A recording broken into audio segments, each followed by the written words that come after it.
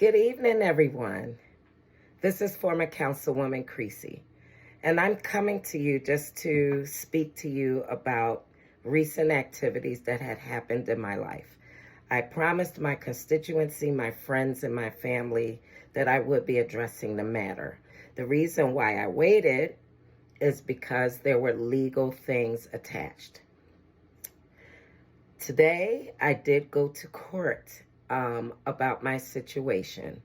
And as I should, as a woman of integrity, I did plead guilty because getting into the car after any type of activities that I participated in that night was not the greatest thing to do. However, I do want to explain.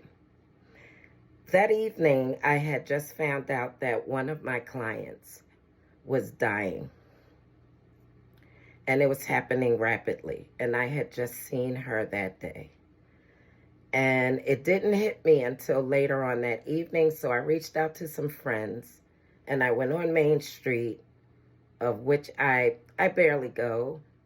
Because from the start of me living here in Newark, Delaware, me and my children have been racially targeted. My son was called a monkey while he was walking across the library grass. Go back to Africa.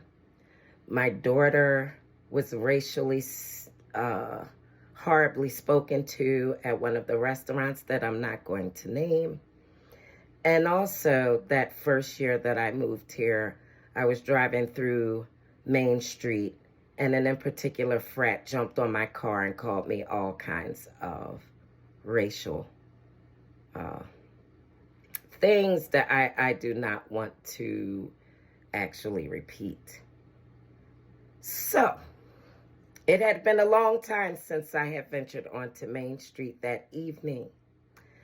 And I went there for reprieve. I went there to get some kind of fellowship and support because of what I was going through. And I had also come off of a 7-day work binge, which I was doing for approximately 3 months after I started my own company in March. Well, an extension of my original company, Elmeg.